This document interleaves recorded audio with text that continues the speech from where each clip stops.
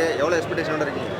இது பாரு, தீபாவளி பொங்கல் எல்லாமே ரோகிணி தேட்டரில் தான் இருக்குது. எங்கள் தலை ரசிகர்லாம் செம்ம கெத்தாக மாசாக இருக்கிறாங்க.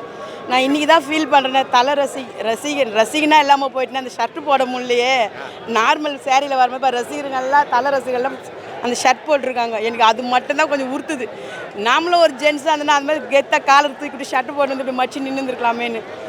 படம் ரீச் ஆகிறதுக்கு முன்னே அந்த ஷர்ட்டு ரீச் ஆகிடுச்சு. அதுக்கு காரணம் என்னென்னா தலையோட லுக்கு அந்த மாதிரி இருந்துச்சு. அந்த ஷர்ட்டில் செம்ம ரொம்ப க்யூட்டாக அழகாக இருந்தார். ஆசை படத்தில் பார்த்த மாதிரி அவ்வளோ ஒரு அழகு. எங்கள் தலை திருவிழா தான் கொண்டாடிட்டு இருக்கோம். வேலூர்லேருந்து வந்திருக்கேன் படம் பார்க்கறதுக்காக. இங்கே பார்க்கணுன்னு நைட்டே வந்துட்டேன். நைட்டே தேட்டர்லாம் என்ஜாய் பண்ணிட்டு ஜாலியாக இருந்துட்டு இப்போ திரும்ப பணத்துக்காக வந்துக்கிறேன். வேலூர்லேருந்து வந்திருக்கேன் நான்.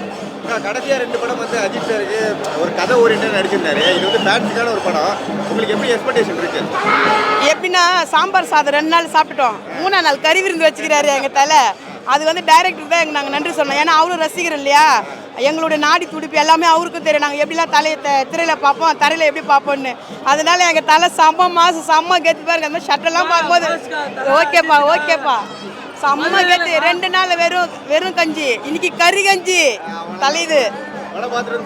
செம்மையா பார்த்துட்டு என்ஜாய் பண்ணிட்டு போகிறோம். நைட்டே பேசி தொண்டை போயிடுச்சு.